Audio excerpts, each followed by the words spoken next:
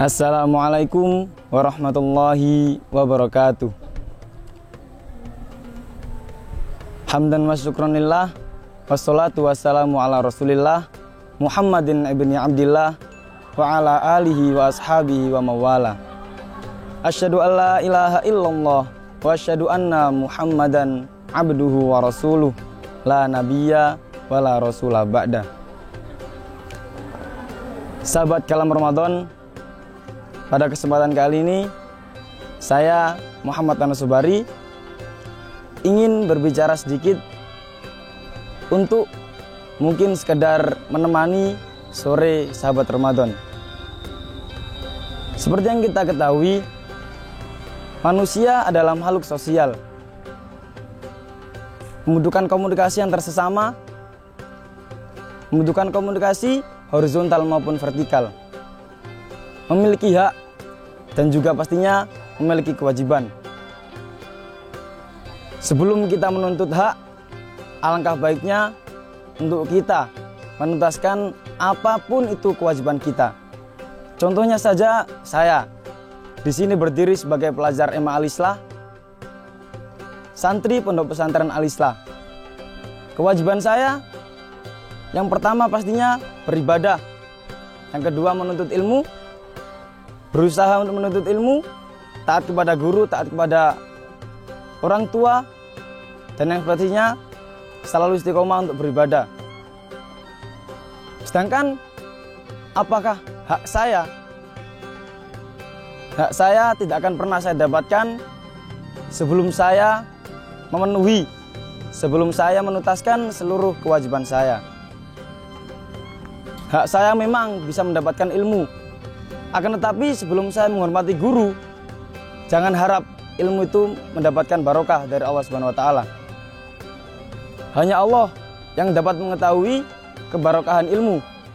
Hanya Allah yang bisa meridhoi ilmu yang telah kita dapatkan. Oleh karena itu, berdirinya saya di sini insya Allah ingin berbicara tentang pentingnya menghargai hak antar sesama.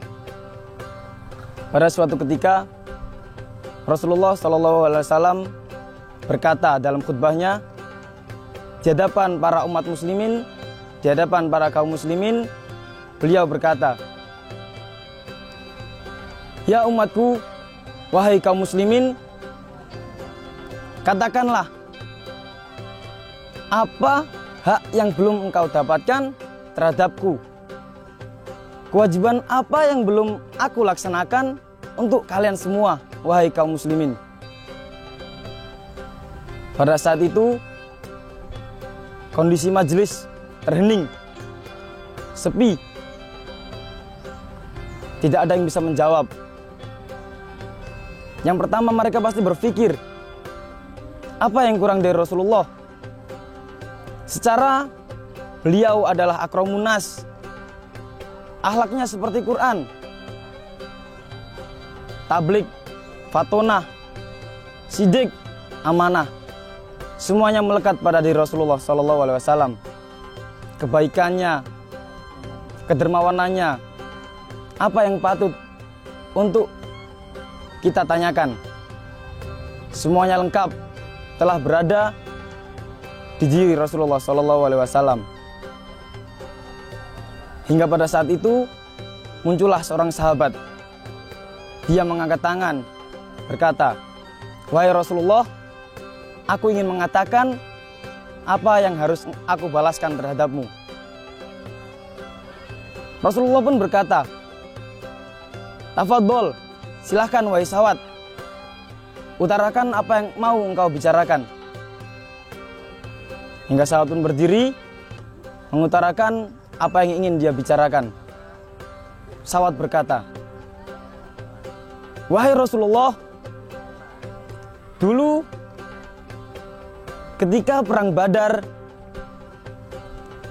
aku berjuang mati-matian membela agama Islam, berada di garis terdepan peperangan tersebut. Sedangkan engkau sedang menuju ke depan menggunakan kudamu. tidak lupa di tangan kirimu terdapat sebuah cambuk.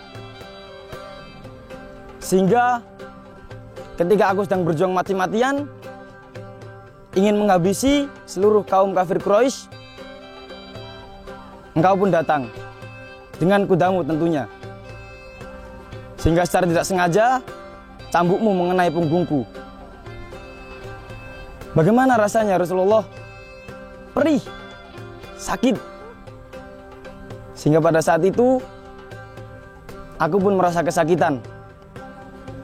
Oleh karena itu, pada hari ini, di majelis ini, di kesempatan ini, aku ingin membalaskan itu semua ya Rasulullah. Seluruh sahabat bergeming. Keadaan ricuh pada saat itu. Bagaimana mungkin Rasulullah yang seharusnya kita hormati, yang seharusnya kita ikuti semua jejaknya, akan dicambuk, akan dibalas oleh seseorang, di mana kebaikan Rasulullah seperti halnya 99,99% dan hanya 0,001% saja keburukan, di mana keburukan itu pula sesuatu yang tidak disengaja. Bagaimana mungkin si sahabat ini ingin membalasnya? Apakah dia gila? Para sahabat bergeming, berkata dalam hati, siapa yang terima Nabi kita Rasulullah SAW, mukjizatnya Al-Quran, khuluquhul Quran, pemilik seluruh sifat yang terbaik, dermawan, sidik amalan, tablik fatona, akan dibalas cambuk oleh Sawad bin Ghaziyah. Maka pada saat itu Rasulullah mengondisikan majelis pada saat itu. Tenanglah, wahai kaum muslimin. Kemudian beliau berkata, majulah ya Sawad, balaslah apa yang telah aku perbuat terhadapmu.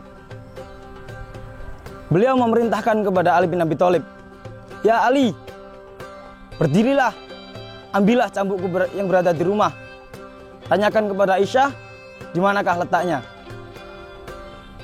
Sehingga Ali pun berdiri dan langsung melaksanakan perintah Rasul. Sawad maju ke depan, sehingga posisi pada saat itu Rasulullah dengan Sawad berhadapan-hadapan. Datanglah Ali dengan membawa cambuknya. Pada saat itu Rasulullah berkata, balaslah aku ya Sawad. Balaslah seperti halnya aku melakukan ini terhadapmu. Maka sahabat pun berkata, ya Rasulullah, sesungguhnya pada saat itu aku dalam posisi membelakangimu. Aku dalam posisi bertelanjang dada, tidak memakai pakaian apapun, tidak memakai kaos, tidak memakai baju. Oleh karena itu ya Rasulullah, aku ingin untuk engkau membuka pakaian atasmu sekarang juga. Seluruh sahabat kembali bergeming. Kondisi ricuh, tidak ada satupun dari sahabat yang terima atas apa yang akan dilakukan oleh si Sawad kepada Rasulullah. Umar yang pada saat itu berada di posisi terdepan di shaf pertama, beliau ingin berdiri memenggal langsung kepala si Sawad, akan tetapi para sahabat mencegahnya. Tenanglah wahai Umar, Rasulullah ada di depan kita. Beliaulah yang pada saat ini pantas untuk mengambil keputusan. Apapun yang dia putuskan, itulah yang akan kita lakukan. Maka bersabarlah wahai Umar. Umar pun kembali mengurungkan niatnya. Sehingga pada saat itu kondisi Rasulullah telah melepas baju, bertelanjang dada, membelakangi si Sawad. Bagaimana kata si Sawad? Belum ya Rasulullah. Pada saat itu pula kondisiku pada saat itu merendah. Tubuhku merendah sehingga ketika mengenai cambukmu aku merasa lebih sakit. lebih perih. Sehingga Rasulullah pun menuruti apa kata si sawat. Beliau merendahkan posisinya, merendahkan tubuhnya, supaya si sawat lebih mudah untuk mencambuknya. Pada saat itu, para sahabat hanya bisa terdiam, tidak berani untuk menyaksikan apa yang akan dilakukan si sawat kepada Rasulullah SAW. Hingga akhirnya si sawat dengan cambuknya yang berada di tangan kanannya bersiap untuk mencambuk Rasulullah. Hingga pada saat itu cambuknya pun dilempar oleh si sawat, dan si sawat langsung memeluk tubuh Rasulullah SAW. Beliau berkata, si sawat berkata, "Maafkan aku ya Rasulullah, aku hanya ingin mendapatkan ridhomu. Aku hanya ingin berada di surga bersamamu, bersama-sama menuju surga, mendapatkan syafaatmu ya Rasulullah. Maka tolong doakanlah aku ya Rasulullah." Sahabat kalam Ramadan, dari kisah ini kita dapat mengambil hikmah, terkhususnya atas sifat yang berada pada diri Rasulullah. Kita dapat menirunya. Yang pertama, menghargai hak antar sesama. Ketika teman-teman kita, orang-orang di samping kita merasa tidak enak dengan kita, dengan apa yang telah kita lakukan terhadap mereka, beliau memberikan kesempatan kepada mereka untuk komplain, untuk berkata apa yang kurang atasku. Oleh karena itu, di sini marilah kita bersama-sama untuk selalu menghargai hak antar sesama kita. Ini dari saya, Nun wal kolami wa masturun. Wassalamualaikum warahmatullahi wabarakatuh.